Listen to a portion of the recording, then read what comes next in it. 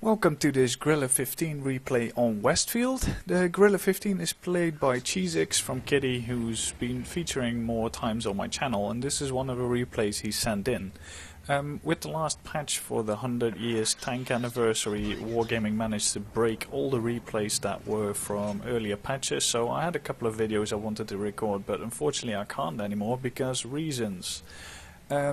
At the start, Cheezix is going up this hill, which is a risky play for a paper TD, but in this case it's sort of half pays off. Unfortunately he receives a shot from the enemy Grille, but at least he was able to put one shot in, and we can see the other Grille coming up the hill.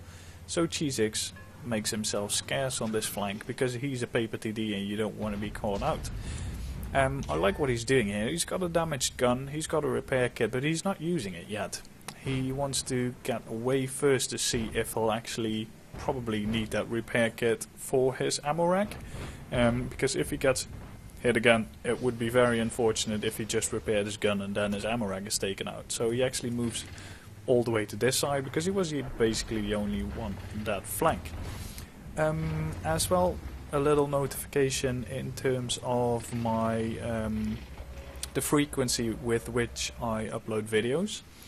I've moved to London again for work, and at the moment I'm on a relatively slow upload connection.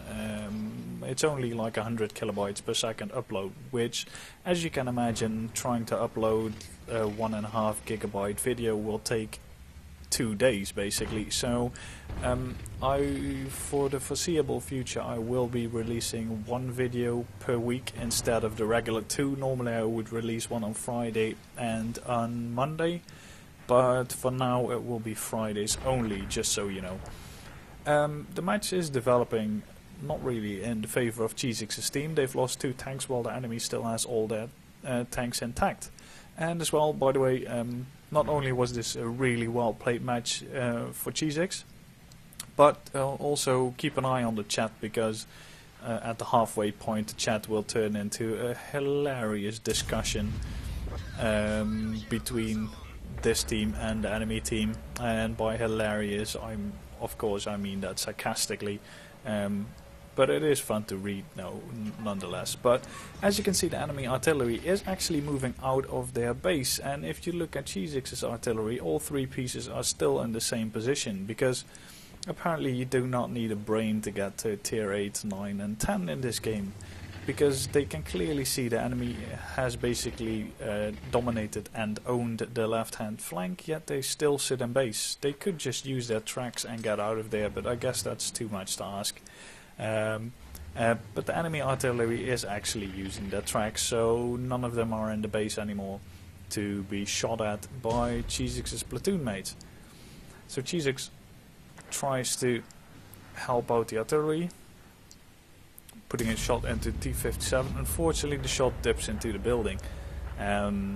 This being a 155mm gun, those shells sort of have a habit to dip over distances compared to the smaller caliber guns, which is something you sort of always have to account for when sniping long range. Cheezix, however, spots this side of the T-125, puts a really nice shot in the turret, which penetrates and does quite nice damage, 700 and something. So that's a good roll. I mean, this gun on a low roll can hit for some things like 680, I think, which is a bit sour if 750 is the average damage. But as you can see, the chat is kicking off. Unfortunately, after I don't know how many patches, Wargaming still hasn't actually succeeded in removing really nice shot into the T-125 Cupola, by the way. But Wargaming still hasn't been able to apparently remove the bug that shows all the messages twice, which with one of them actually censored for no reason. I guess they are focusing on more important things like breaking replay files in minor patches and adding more almost borderline overpowered premiums like the Scorpion. Gotta give them that. But Cheezix is trying to put some shots in. He's a paper TD. He's got 1100 health left. If the E100 shoots an HE shell at him, it's basically done. But now this lure is being really nice in driving into the cap. So yeah, he's regretting that decision. And now we can see the enemy CDC. He's had enough of his life, and he moves down the hill. Unfortunately, Cheezix is just too late to shut him down. I really don't know why the CDC was doing that on being a one-shot. He has 3 gun marks, which means that he's quite a competent player. So, yeah, bit of a stupid mistake. Cheezix, by the way, has got 2 gun marks, as we can see, which is really nice. And I don't know what it is with Grille 15 drivers and choosing the most ugly camo the Germans can get. I'm sorry, but this grey and brown camo is I don't think it's even like a war camouflage. I think it was put on vehicles in 1938 or something, maybe 1939, on and before the Polish campaign. After that, they basically stopped this camo. It might have even been from the Spanish Civil War. But yeah, I don't know what it is with people and choosing that camo. But it was, by the way, did you see, it was briefly 2 tanks versus 9. They've pulled it back to T2 versus 7 now, which is good. T57 and the T10 were the kills, but it was briefly 2 versus 9, which is quite unfavorable odds, especially in a tier 10 match. But it's going slightly better. For some reason, the Lurve is still trying to cap. I mean, GG. I can completely understand what they say about premium players, especially Lurve drivers, because that is just stupid. But luckily, Cheezix managed to shut down the T110E5, while the Borsig actually shuts down the Lurve.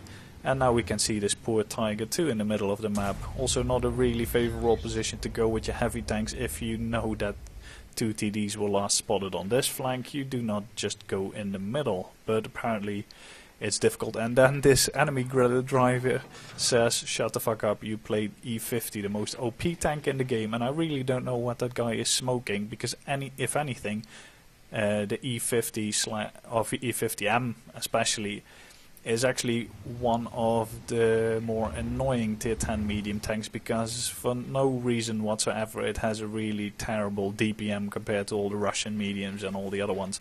It has got functional armor, it is fun to play, but it's definitely not OP. So yeah, this Grille is showing his true colors, and he says that the E50 is overpowered while himself driving the most broken tier 10 TD in the game at the moment.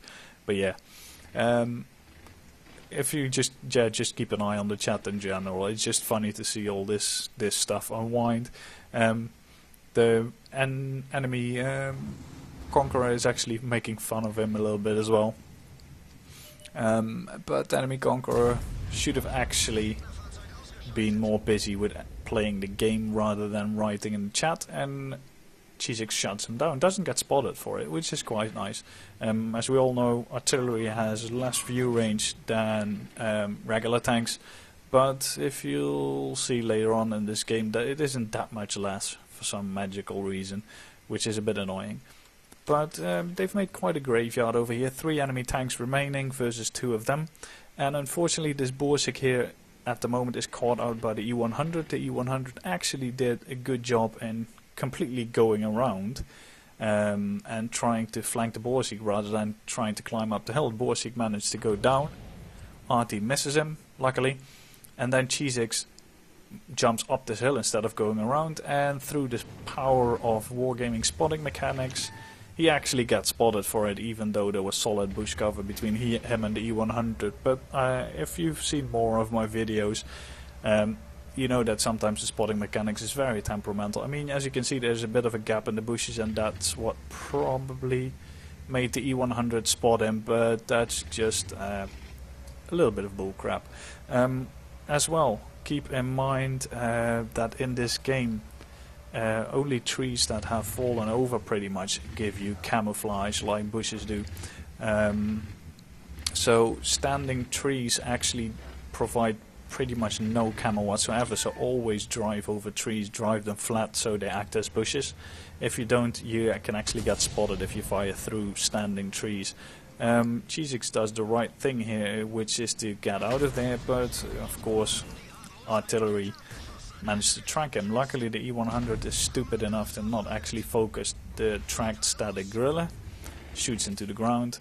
Cheezix has a bit of a brain fart moment here driving, but that's pretty much, well, that's one of the only disadvantages to the Grille 15 is that it's got really slow traverse speed on the hull. So it's a bit like a CDC. For this vehicle that makes sense, for the CDC it doesn't, because it makes that tank handle like the Titanic on ground for no reason, so you actually lose most of your mobility. Unfortunately, Cheezix has another brain fart in looking backwards and driving into this lure, and the Borsig unfortunately gets taken out by the E100.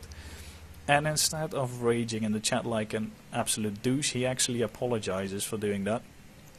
Which, I mean, granted, it wasn't the smartest thing to do, but you rarely see this. And I mean, if I look at this match in general, though, the chat between the enemy and the friendly team, I can sort of see why Wargaming would want to remove the chat, but removing the chat is not the actual solution to the problem.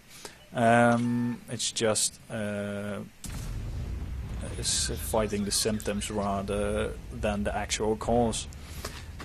But as you can see, Cheezix was spotted by the artillery. Lorraine actually was in his viewing range, and now he gets spotted by that artillery. And as you can see, the view range on this artillery being a tier 9 is not that bad.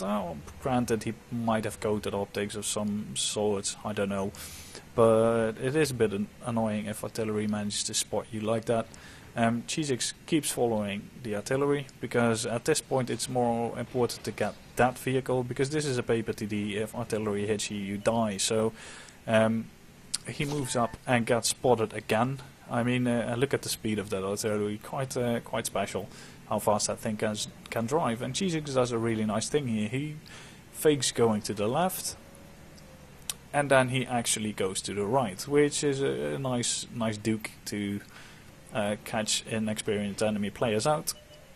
And the RT is pointing the wrong way, so gets shut down. And the enemy E100 does something very, very stupid, which is to sit in the cap.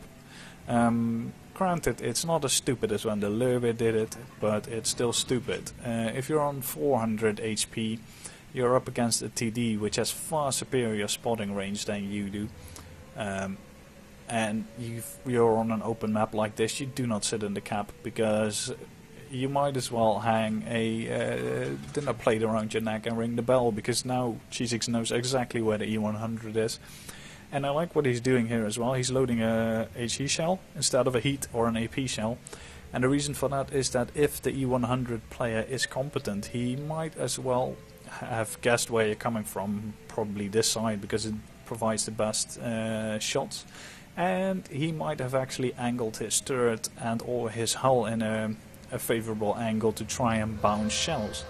So Cheezix is having none of that. As a security measurement, he's loaded an HE, and HE will always do damage, especially this caliber HE. I mean, the smaller calibers like 90mm tend to not do any damage, but the bigger ones, 122 plus, usually do.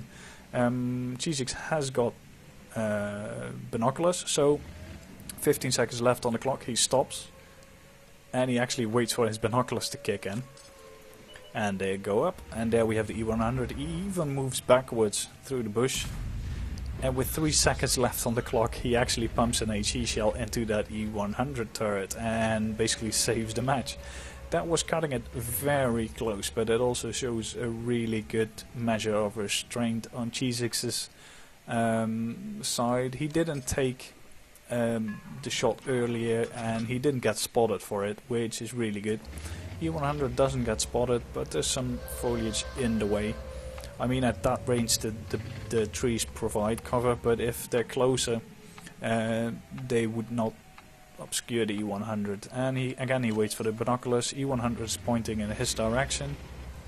He actually goes to the right, very smart as well, because if the E100 decides to blind fire the bush, he doesn't get killed, and there we go. That's the end of the match. A really, really, really nice ace tanker match for this tank in general. Cheezix managed to get 7 kills. Unfortunately, not a Radley Walters, because for that you need 8. but he did get a Pescucci medal for killing all the artillery.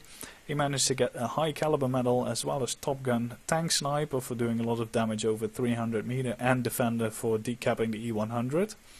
All in all, he did 6,112 damage and managed to get 1,095 base XP, which is really nice for this tank, and apparently is good enough for an ace tanker. I imagine that this is ace tanker wise, XP score wise, this is on the lower end of the spectrum, but with all the medals and all the work he did, it was a very impressive match nonetheless. So I really hope you did enjoy the replay. If you did, feel free to rate it, subscribe to the channel, and see you guys next time.